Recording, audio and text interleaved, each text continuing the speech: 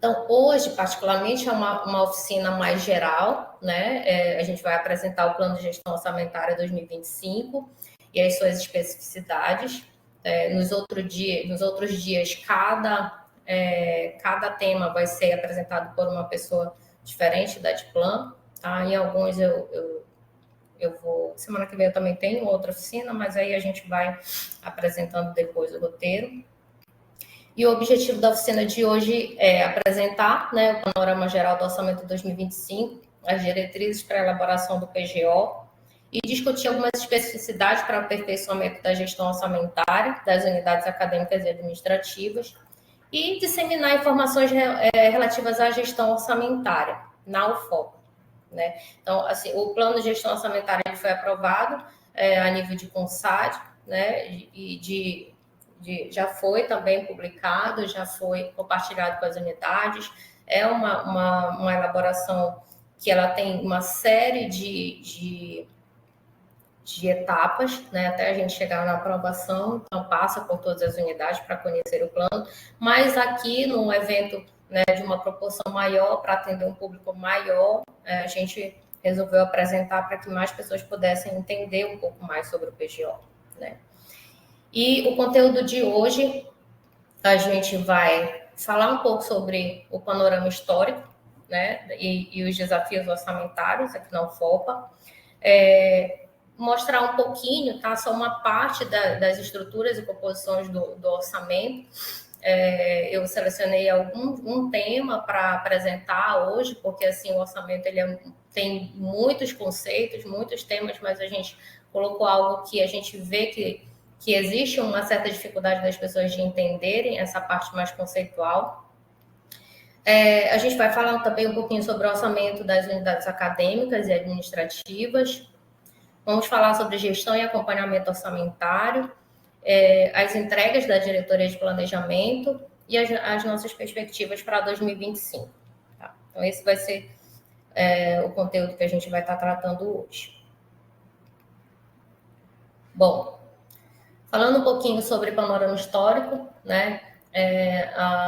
O orçamento da UFOPA, ele gradualmente vem crescendo, né, em termos nominais, tá? Mas esse crescimento ele não acompanha as necessidades da instituição, porque a instituição ela vem crescendo numa velocidade muito maior, né, do que o nosso orçamento. Então, por isso que às vezes a gente sofre, né, com a questão das demandas versus o orçamento disponível, porque as demandas que a gente recebe na Adplan, no momento de elaboração do PGO e até depois, porque mesmo depois da aprovação do PGO surgem demandas não previstas, né, e isso impacta diretamente, né, no orçamento, e dependendo da situação a gente precisa atender, dependendo da urgência, né, de cada caso a gente precisa atender ou não, né, dependendo da disponibilidade orçamentária. E esse é o maior objetivo aqui de a gente estar trocando essas experiências, né? Que sempre avaliar nossas demandas, fazer um planejamento orçamentário adequado à realidade, porque muitas vezes a gente recebe demandas muito além da própria capacidade de execução, né, do setor. Às vezes não tem licitação, às vezes não tem, e aí tipo, tem uma agenda específica de compras e aquele orçamento ele não está batendo com aquela agenda de compras, ou seja, ele não vai conseguir executar aquele orçamento naquele ano, talvez fosse para o próximo ano, mas aquele orçamento consta no planejamento daquele ano. Então, assim, são essas divergências que muitas vezes a gente acaba precisando reduzir, né, para que caiba no orçamento. Ou não, ou muitas vezes as demandas são reais, a gente sabe que existe a demanda, mas o orçamento não suporta. Então, a gente precisa estar fazendo sempre esse alinhamento, né, fino, esse acompanhamento fino, para que a gente consiga atender o máximo de demandas possíveis. Tá? O nosso orçamento, o que mais cresce, na verdade, é o orçamento de pessoal, né? São despesas obrigatórias, que a gente vem crescendo, a universidade vem crescendo ao longo do tempo. O nosso orçamento de custeio, né, que são de outras despesas correntes, deu uma evoluída no último ano, porém ele não atende ainda, não suporta ainda nossas necessidades. Esse de 2025 ele ainda não é a LOA, né, que ainda não foi aprovada, ele é o que consta na nossa PLOA e é o que a gente está trabalhando em termos de PGO. E investimentos, a gente tinha um valor maior de investimentos via LOA, só que a estratégia agora do MEC mudou para que esse recurso pudesse ser executado via programa de aceleramento, né? E aí ele vem via CESU, tá? Direcionado a obras, as obras que estão planejadas para cada instituição, isso a nível de MEC, a nível nacional. Bom, os nossos desafios para 2025, não tem como não dizer, né, que o primeiro e maior desafio que a gente tem é o nosso déficit orçamentário, é reduzir até chegar a eliminar esse déficit orçamentário, que as nossas necessidades, por mais que a gente tivesse feito algumas reduções para considerar no PGO, mas ainda temos 1,9 milhões de déficit no PGO 2025. O que quer dizer isso? Quer dizer que o valor que está aprovado lá no PGO para cada rubrica, ele precisa ser respeitado, né? Muitas unidades, às vezes contratos sobre demanda, superam o valor, executam e depois, né, a conta chega e isso não será possível, tá? Visto que a gente não tem reservas, a gente não tem o valor disponível, então a gente precisa manter o valor aprovado. E outra, caso você tenha, né, um orçamento de um evento, de uma atividade que você não vai conseguir executar, a gente pede que nos informe, porque a gente precisa fazer essa análise, fazer esse replanejamento para que a gente consiga reduzir esse déficit. Além disso, né, a gente espera que todos executem o seu orçamento e que a gente vá em busca de novos recursos, né, suplementares ao MEC. Tá? A gente tem essa pressão sobre o orçamento hoje, né? O maior impacto é nas despesas fixas e expansão da infraestrutura e apoio estudantil. Né? Nós temos a nossa limitação na correção da dotação, que ela não acompanha, como eu já falei. E em relação ao PLOA 2025, o orçamento, ele tem um aumento de 1,3 em relação ao que a gente recebeu na nossa LOA já com suplementação. Então, ele aumentou 1,3, é praticamente o mesmo orçamento que a gente recebeu ano passado. Tá? Então, por isso que e também não temos perspectivas de receber reforços adicionais na aprovação da LOA. Tá? O que a gente precisa é buscar recursos complementares via MEC. Então, a gestão superior está trabalhando arduamente para tentar buscar essa suplementação, né? E eu espero que consiga. Bom, sobre a gestão orçamentária, a nossa gestão orçamentária, colocar aqui algumas sobre a organização e as estratégias que nós adotamos, né, no planejamento. Bom, nosso planejamento ele é embasado em históricos de execução orçamentária, projeções informadas pelas unidades, por vocês, né, cada unidade acadêmica e administrativa, pelos relatórios de avaliação interna que nós temos dentro da DIPLAN, pela definição de cenários, então, com base nas informações que a gente tem, nós definimos alguns cenários, prováveis cenários para acontecer do planejamento. Geralmente, a gente faz um PGO considerando 3 cenários, tá? Um cenário mais conservador, outro mais intermediário e o outro mais otimista. E indicadores de desempenho e as matrizes específicas. Desculpa.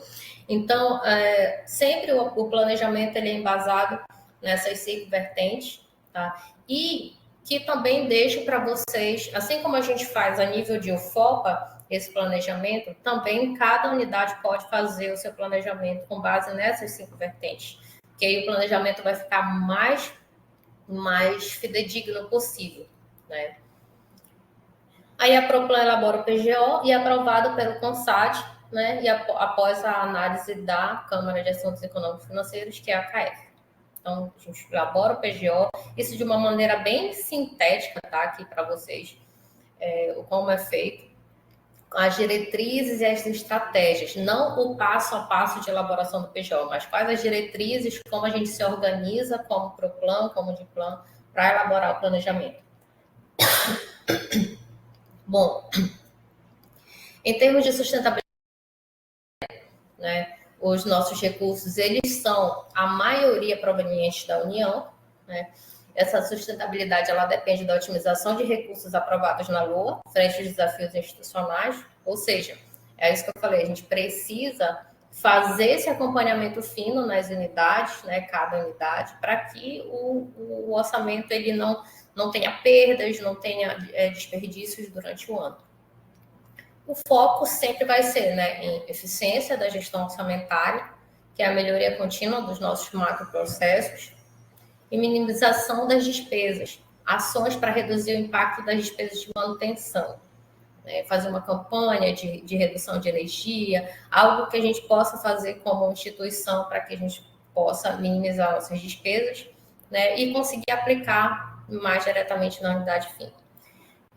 Aperfeiçoamento da execução orçamentária, que é prioridade nas atividades fins, né, de ensino, pesquisa, extensão e inovação.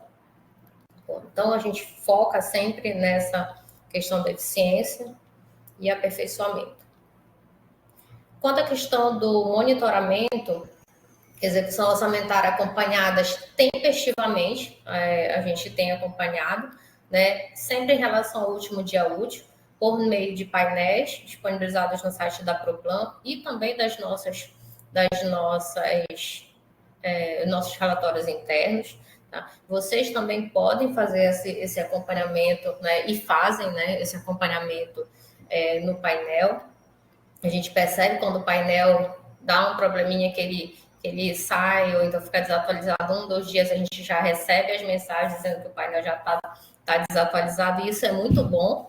Por quê? Porque a gente percebe que as pessoas realmente usam, né, uma ferramenta dessa que dá muito trabalho, custou muito para a DIPLAN em termos de conhecimento, em termos de tempo, né, para a gente conseguir implementar essas ferramentas. Então, é gratificante quando a gente vê que a ferramenta realmente está sendo usada.